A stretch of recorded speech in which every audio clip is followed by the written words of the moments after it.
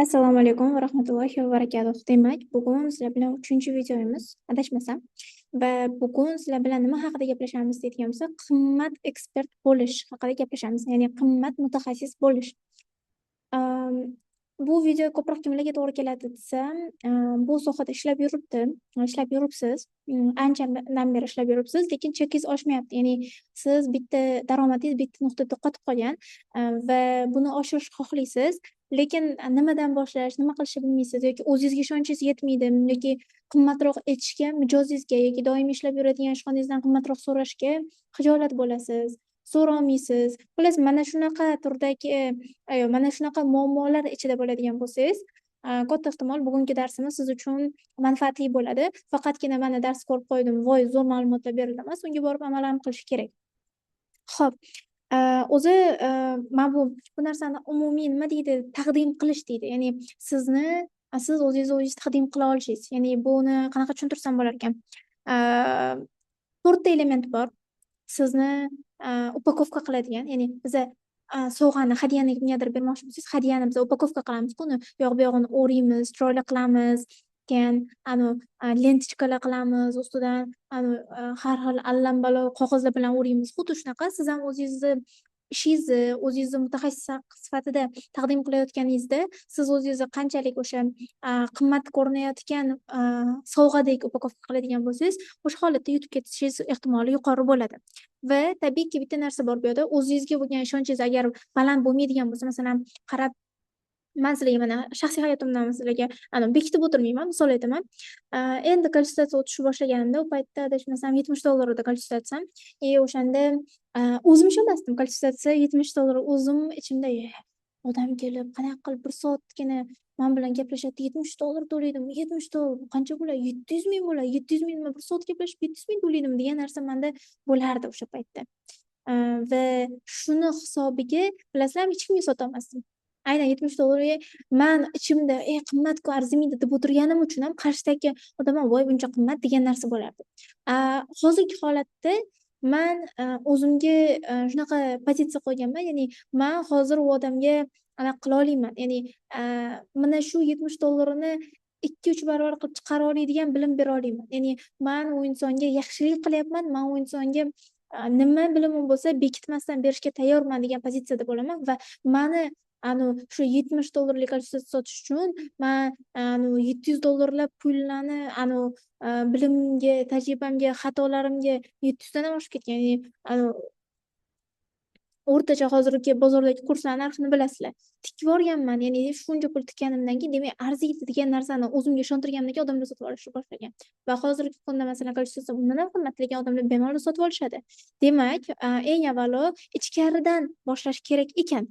Lekin ichkaridan siz o'zingizga ishonchingiz uchun tashqi tomonda ham siz o'zingiz upakovka qilgan bo'lishingiz kerak. Demak, birinchi o'rinda o'sha 4 ta sizlar bilan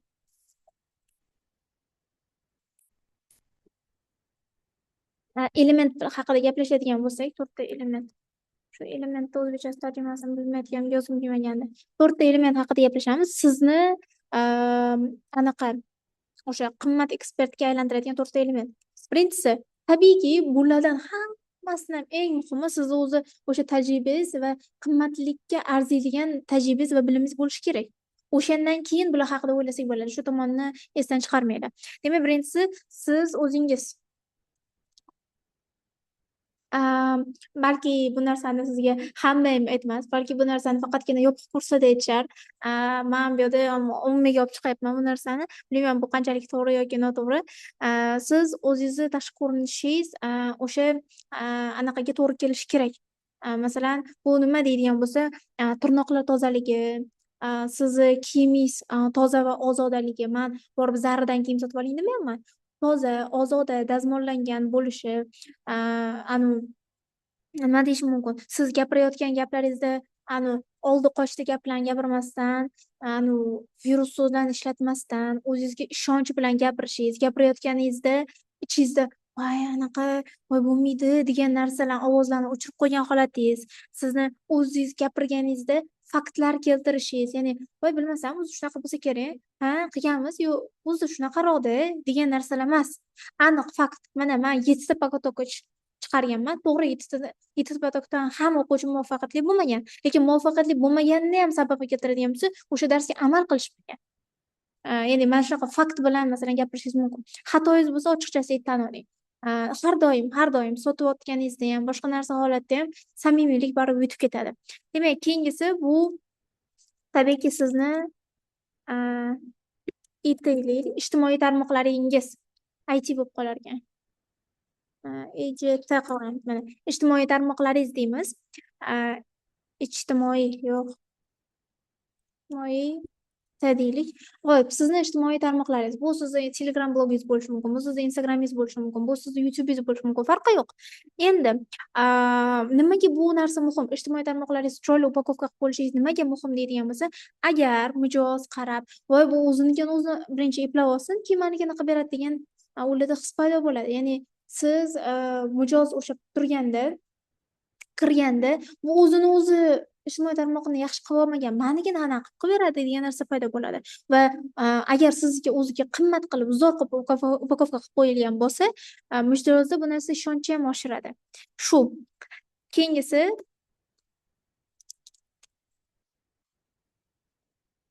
sizni yozishingiz, ya'ni men odatda o'zim mijozlar bilan o'zim gaplashmayman. Menda menejer qizlar bor va aynan ularning orqasidan o'ta ko'p rahmat eshitaman, o'ta ko'p maqtov eshitaman. Voy, munosabati zo'r ekan, muomalasi chiroyli ekan deb. Ya'ni siz eng zo'r mutaxassis bo'lishingiz mumkin, lekin sizni agar yozishingiz qo'pol bo'lsa, imlo xatolariga to'la bo'lsa, oldi qochdi bo'ladigan bo'lsa, umuman tartibli bo'lmaydigan bo'lsa, siz sotolmaysiz. Siz birinchi ishonchni o'sha yerda yo'qotasiz. Shuning uchun mana shu tomonlarga e'tiborli bo'lish kerak. Demak, qanaqa yozishyapsiz, qanaqa munosabat qilyapsiz, qanaqa muomala qilyapsiz, shu tomoniga qarash kerak. Ya'ni menda shunaqa holat bo'lgan, zo'r taklif kelgan, ya'ni ishdan assalomu alaykum degan, va alaykum assalom, ishonch va taklif uchun rahmat, xursand bo'ldim, lekin hozirda ishxonam bilan kelishuvga ko'ra ayni paytda loyiha ololmayman desam, menga ijtimoiy tarmoqdagi o'sha 700 mingta obunachi bo'lgan sahifani tashlashyapti-da, mana shu akkauntga edi deyishyapti. Ya'ni ular o'ylashgandiki, men ularga kichkina loyiha bo'lgani uchun yo'q deyapman. Mana ko'rib qo'y, 700 mingtalik obunachimiz bor, blogimiz degandan keyin qani anaqa o'zgararmikan deyishgan. O'shanda ham munosabatim o'zgarmagan. Ya'ni birinchi SMSda qanaqa yozgan bo'lsam, ikkinchisida ham muomalani xuddi shunaqa bir xil qilganman. Xuddi shunaqa siz kimga yozishingizdan qat'iy nazar, qaysi o'quvchingiz bilan muloqot qilishingizdan qat'iy nazar, qanaqa mijoz bo'lishidan qat'iy nazar hammaga bir xil munosabat qilish kerak. Uni obunachisiga, puliga, boshqa narsaga qaramasdan hammaga bir xil. Ya'ni bu mayli sohani bu yoqqa chetga surib qo'yadigan bo'lsak, odob jihatdan ham hammaga har xil munosabat qilish o'ta xunuk va chiroyli emas, xullas. Shunaqa. Va keyingisi sizni KPIs. Ya'ni siz fiksaga ishlaysizmi, siz foizga ishlaysizmi, foizga ishlaysiz, foizingiz qanaqa? 70 ga 30%mi, 50 ga 50 mi, 60 ga 40 mi?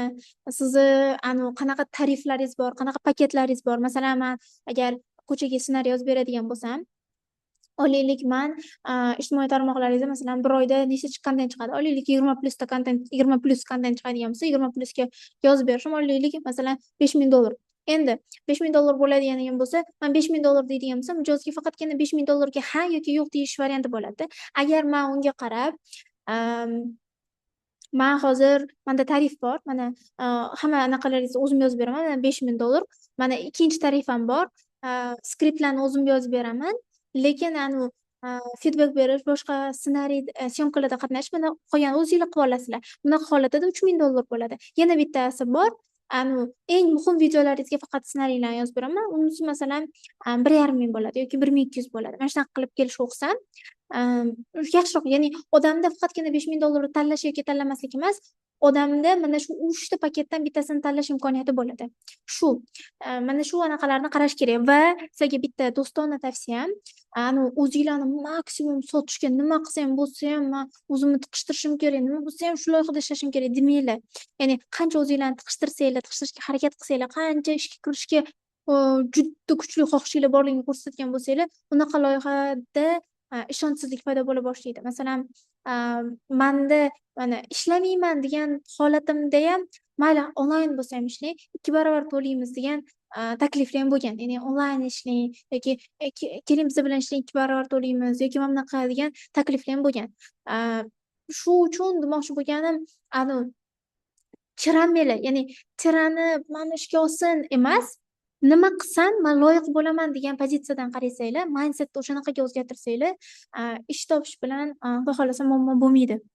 Endi masalan, tasavvur qilinglar, mana biz sizlar bilan qimmat ekspert bo'lish haqida gaplashdik. Endi nima haqida gaplashamiz deydigan bo'lsa, masalan, endi sizlar bilan anaqa haqida gaplashamiz. Xo'p, nima desam, buni shapka demaydi. Shapka desam qanaqa? Xullas, ijtimoiy tarmoqlardagi sizni anaqa ko'rinishi, ijtimoiy tarmoqlar ko'rinishi qanaqa bo'lishi kerak? Masalan, misol uchun, mani holatimda mana, mani sahifam galochka nimaga sotib olganman? Galochkamni ishonchni oshirish uchun. Masalan, ssenarist deb yozadigan bo'lsa, 10 ta ssenarist chiqadigan bo'lsa, 2 tasida galochka bo'ladigan bo'lsa, galochkalikka kirib ko'rish ehtimoli yuqoriroq. Ya'ni galoch menga unaqa ko'p narsa bermaydi, lekin ishonchni 0,005% ga bo'lsa ham oshirib beradi. Endi mana Umida Ilhomimda yozganman, ta'lim ssenaristi. Ya'ni man food blogerlar uchun yozmayman, man kosmetologiya uchun yozmayman, man uy qurilishi uchun yozmayman. Man aynan ta'lim ssenaristiman va shu narsani ochiq oydin aytib qo'yibman. Bu narsa shu yo'l o'zida уже mana shu yerda odamni ancha-muncha obunachini filtr qilib tashlaydi. Keyingisi, masalan, prograflar qilaman. Prograflar qilganda man aynan zapusk prograf ssenarist emasman, lekin storiesda prograflar qila olishni man o'zim yaxshi ko'raman. Ya'ni man maza qilaman. Mana shunaqa zo'r liniyalar qilsam, prografli liniyalar qilsam maza qilaman. Keyingisi, masalan, kontent. Ya'ni kontent menejer bo'lganim uchun o'z kontentimni yozib qo'yaman. Mana loyiham. Hozir ayni paytda qayerda ishlayman? Mani oldingi кейslarim qanaqa? Endi men buni o'zgartirish kerak. Konsultatsiya mentorlik bo'yicha direktga yozing. Bepul darslar YouTube'da. Mana hozir YouTube'da mana sizlar uchun mana bepul dars yozyapman. Endi men bu qismini o'zgartirib qo'yishim kerak. Endi mana men bu yoqda aniq tiniq men kimligim, nima xizmat ko'rsatishim, qanaqa qilib sizga yordam bera olishim aniq bo'lgan. Endi men bu yoqda menda отправить сообщениегacham odam mana bu qismini ko'rib chiqadi va mana bu qismini ko'rib chiqadi. Va tabiiyki zakrepda menda hozir 2 ta turibdi, oldin 3 ta anaqa edi. Turibdi mana Umida kim, nimalar qilgan, nimalar qilyapti. Mana men bu yoqda to'liq yozib chiqqanman portfoliyomni. Nimalar qilganim. Mana content manager, ssenarist. Mana men loyihalarni qilganman. Mana bu blogerlar uchun ssenariylar yozganman. Hozirgi kungacha mana Rahim School'da ishlayman. Mana Qalanda ishladim, So'ziyayda ishladim. Mana shular yozilgan. Endi bu yoqda mana zapusk qilganim haqida yozilgan, ish haqida umumiy bu yoqda har xil kontentlar yuklayman. Obunalik kanalim haqida bor. Mana mentorlik 6.0 qanaqa o'tdi, shogirdlarim o'zi qanaqa, nonushta qilganmiz, nonushta qanaqa o'tdi. Yangi kelganlar mana anaqamga yangi qo'shilganlar uchun men alohida aktualni qilib qo'yganman. Mana shu kelinglar, shuni ko'rib chiqamiz. Xo'p, bugungi storieslar yangi qo'shilganlar uchun maxsus bo'ladi. Davomat qilib olaylikchi. Mana yaqinda qo'shildim. Dinozavr davraman. Siz bilan hayotda ham ko'rishganmiz. Yangi qo'shilganlar uchun ilk iltimos borib shu bo'limni o'qib kelasiz. Mana Umida kim deb men alohida yana aktualni ham qilib qo'yibman, post qilishdan tashqari. Tanigan insonlarimizning gapiga amal qilamiz, tanigan insonlarimizga ishonamiz. Shuning uchun birinchi meni tanib ol, nimaga meni eshitishing kerak degan savolga men javob berib olmoqchi bo'lganman. Keyingisi, o'qib kelgan bo'lsangiz, sekin boshlaymiz. Bugun Umida ssenarist xizmatlari haqida gaplashamiz. Ya'ni qanday qilib sizga foydali bo'la olaman? Ya'ni mana shu sahifaga kirdingizmi, shunchaki vaqtingizni vol qilmang, men sizga nima foyda bera olaman? Shu haqida gaplashamiz. Birinchisi, konsultatsiya xizmati, ya'ni tariflar bor. 1 soatlik bor, yarim soatlik bor, 1 soatlik bor, ya'ni offline yarim soatlik, 1 soatlik, online yarim soatlik, 1 soatlik. Mana konsultatsiyada anaqa ham qo'yib qo'yibman. Screenshot ma'lumot olish uchun degan adminni qoldirganman. Keyingisi, ayol qizlar uchun nonushta, workshop va seminarlar qilib turaman. Networking, yangi g'oyalar, o'zingizga ishonchni oshirish va kreativ insonlar ichida bo'lish yoqsa, qatnashsangiz bo'ladi. Yilida atigi 2 marta bo'ladi, xolos, o'tkazib yubormaslik kerak deganman. Rost gamiga, ya'ni bu yoqda hech qanaqa fake yolg'on ma'lumot emas. Rosta o'tgan yilda adashmasam 3 martagina qilibman. Bu yil mana 1 marta qildim. Mana yilni yarmi keldi, men endigina 1 marta qildim. Xo'p, endi mualliflik kurslarim bor. Ayol qizlarga yozish qobiliyati orqali daromad qilishni o'rgataman. 5 ta guruhim bitirishgan. Hozirda 6-chi guruh darslari oxirlab qoldi. Ayni paytda mana buni 11 hafta oldin yozgan ekanman. Ayni paytda mana 17-iyul 2026-yil holatiga ko'ra mana 7-chi guruhim oxirlab qoldi. Mana shogirdlarim haqida yozganman. Tariflar standart onlayn bor, premium offlayn 2-3 kishilik individual. Mana buni hali o'zgartiramiz. VIP 1 kishilik kurs rejasini bilish uchun. Obunalik kanal xizmati. Unda nimalar bo'ladi? O'zbek tiliga tarjima qilinmagan jahon bestsellerlari, 4 yillik tajribam va millionlab o'tgan xorijiy mahalliy kurslardan insaytlar.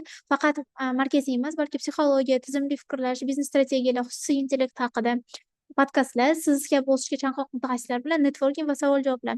Bizni bozorga moslashtirilgan strategiyalar, faqat nazariya emas, shaxsan loyihalarni sinab ko'rgan, natijali bergan keyslar, prompt engineer, AI, content strategiya va skript yozish bo'yicha yopiq master-klasslar. Ya'ni mana shunaqa video darsliklar ham yuklaganman premium kanalga. Yani qo'shilishib bu yerda ham qo'yib qo'yganman. Xo'p, keyingisi.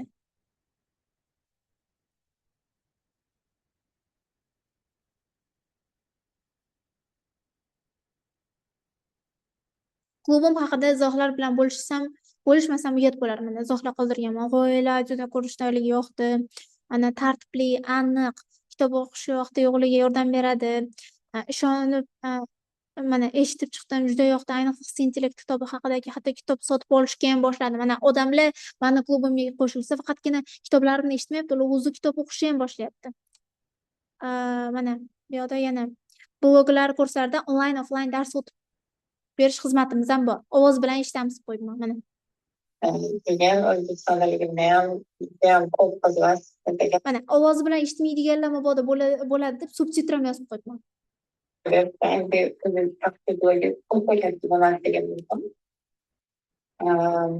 Lekin hamma qizlar what you have to make sure ishonchinglar kerakki, ayniqsa ham bilimli, o'zini yo'nalishda o'zini auditoriyasida maslahatchiga juda ham mashhur ham, umida ssenarist, taniydigan, faqat bo'ladi,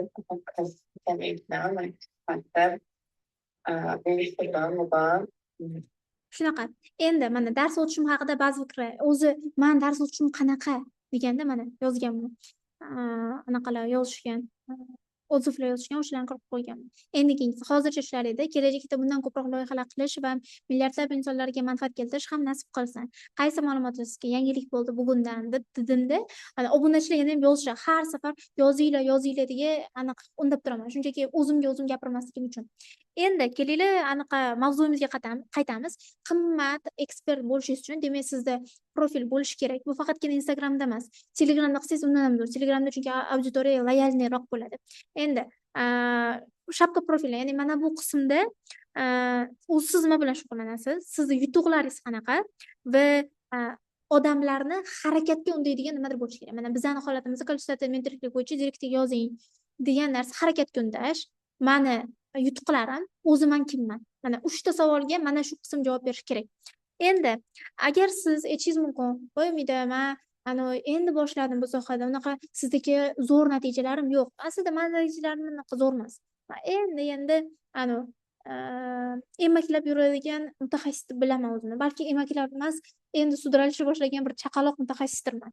Men o'zimni zo'r deb hisoblamayman. Endi aytishingiz mumkin, "Men endi boshladim sohani" deydigan, nima qilamiz deydigan bo'lsa, bu narsani o'zingizni sohangizga ulashingiz mumkin. Masalan, ustoz edim, endi o'z kurslarimni o'zim sotaman. Yoki masalan,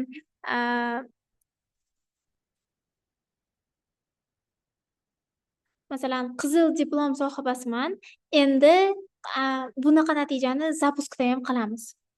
Masalan, yoki progress qilishni 22 ta yo'lini o'rgandim yoki 22 ta yo'lini bilaman. Siz men natija qildim demayapsiz, shunchaki bilaman deyapsiz. Ya'ni bu bahona bo'lmasligi kerak. Siz endi boshlatganingiz, siz mana bu yoqda nimadir yozmasligingizga bahona bo'lmasligi kerak. Endi aktualniyalar haqida gaplashamiz. Bu yoqda sizni кейslaringiz va sizni otsiflaringiz bo'lishi kerak. Mana кейslarimni men gapirdim, mana Dudu Edu haqida yozganman. Rahim School haqida yozganman. Mentorlik 25-yil qanaqa o'tgani, mentorlik mana konsultatsiya haqida yozganman, yana mentorlik yozganman, target nonushtasi qilganman, u yozganman, TAF mana кейslarim, qilgan ishlarim, mana keyslar deb alohida ochib qo'yganman.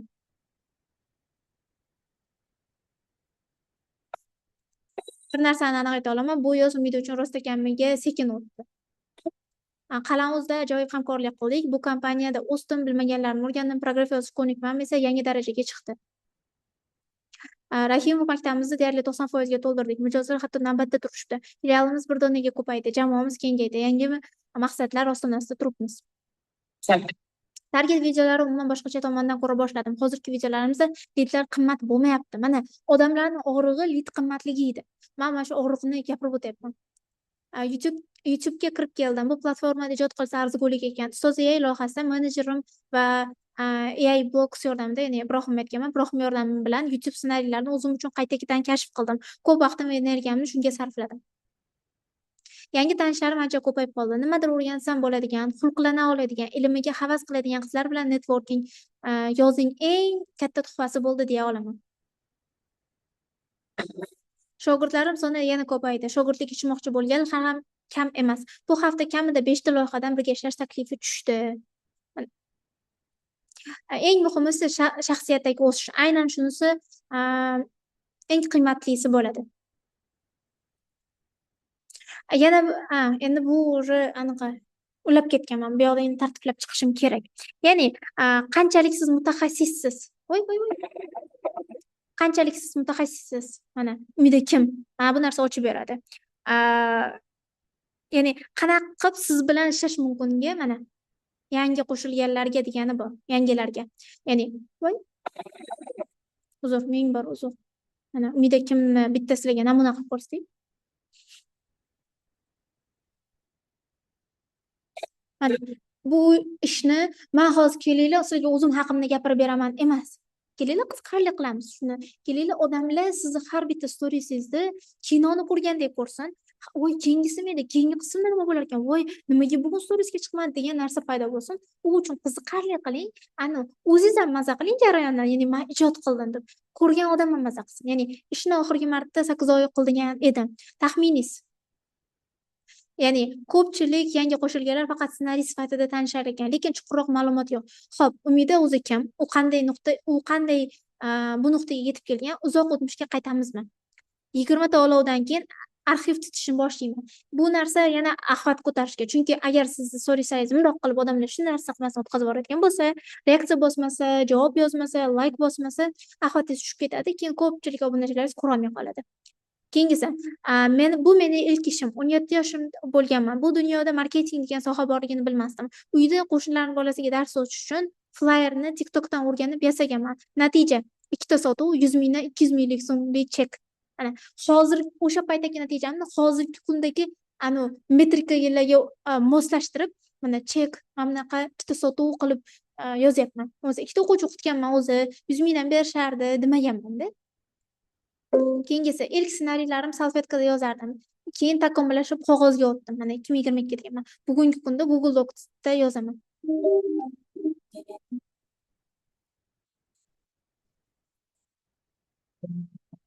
Rostakamiga kadrlarni mana qo'lda chizib chiqardim. Keyingisi marketingga kirib kelishim hayotimni va o'zimni 180 gradusga o'zgartirib yuborgan maskan. Merit deganman. Davom etamizmi? Qiziq bo'lyapti. Mana faqat o'zim gapirmayapman-da, auditoriya bilan gaplashishga harakat qilyapman ora-orada. Bu bizni sevimli ofis va marketing stolimiz edi. 1,5 yil, 19 kun, 584 kun, 1416 soat Meritning bir qismi bo'lib yashadim. Ha, men aynan shu yerda yashashni boshladim. Katta kichik xatolar, yiqilishlar, qayta turishlar, ko'z yoshlar, quvonchli kunlar va ulkan tajriba. Mana bunaqa yozganim aynan odamlarda emotsiya paydo bo'ladi. Men 1,5 yil ishlab qo'yganman emas. Mana ishdan bo'shash haqida arizam. Lekin bu dunyoda hech narsa abadiy emas. Boshlanish tugaydi. Kirganlar ketishadi, bor bo'lganlar yo'q bo'lishadi. Eng oqilona yechim bog'lanib qolmaslik. Fikrimga qo'shilasizmi? Yana gaplashishga harakat qilyapman. 2022-yil o'tmish haqida gaplashdik. 2020-yil erta bugun gaplashamiz deyapman. Bu ertasi kuni bo'ladigan narsa. Kechagi mavzuni mana davom etamizmi? Galereyamni ko'rinishini nimaga davom etamiz, galereyamni screenshot qilaman deydigan bo'lsa, odamlar nimanidir ko'rishga harakat qilib, pauza qilsin, bu narsa axlatga yordam bersin, oshirishga deb qilganman. Ismim uyda, marketing bozorida umida ssenarist deya bilishadi. Lekin ko'chada yoki seminarlarga borganda ismimni aytmagunimcha hech kim tanimaydi. Hozirgi kunda Azrahimov tomonidan ochilgan Rahim School, Rahim Kids Press School loyihalarida content manager ssenaristman. 605 agentligi asoschisi Otabek Sharapov tomonidan ochilgan Duvduv kreativlik maktabida amaliyotchiman. Mentorlik 1.0, mentorlik 2.0, hozirgi kunda 7.0 bo'lgan kurslarning muallifi, o'quvchilari hali kursni bitirmasdan loyiha olishni boshlagan ustozman. Mana o'quvchilarimni skrinshoti. Sizni uchun kimga ssenariy yozgan bo'lsam, nechtadan tanlab aynan manikini olishyapti ustoz. Krafersga yozgandim, foyda marketing agensiyasida ham olyapti. Hammaga yoqyapti ssenariylarim deb o'quvchim yozgan. Mana shu skrinshotni qo'yib qo'yganman. Ya'ni gap har doim spot bilan bo'lishi kerak. Young Lions film Centralniy Aziya 2025 xalqaro musobaqasida ikkinchi o'rin g'oliblaridan biriman. Birga qatnashganmiz, sherigim bilan shunda yutganmiz. Oldingi keyslarimiz haqida gaplashsak, albatta, siz bilan endi tanishyapmiz. Mana shunaqa yozganman. Ustoz AI loyihasida YouTube ssenarist bo'lib ishlaganman. Mana gap spot bilan deb aynan nima ssenariyni men yozganman, o'shani ham qo'yib qo'yganman. Merit kompaniyasining 5 ta maktab, 2 ta bog'cha, 2 ta akademiya content marketingini qilganmiz. Forbes jurnaliga kirgan inson Asqar Bolat va sherik asoschilar tomonidan ochilgan Clouds platformasida kreativ ssenarist bo'lib ishlaganman. Gulnoz opam bilan shaxsiy brend bo'yicha ishlaganmiz. Zapusklarda progress ssenarist va prodyuser bo'lganman. 30 ga yaqin ayol qizlar uchun offline seminar tashkil qilganmiz. Endi bu yo'g'ona mana shunaqa shaxsiyatni ochib beradigan. Ya'ni bu juda ham muhim, sizni ochib berish. O'ylaymanki, agar shu qismigacha ko'rib chiqqan bo'lsanglar, sizlarga foydali bo'ldi, manfaatli bo'ldi degan umiddaman. Amal qilinglar.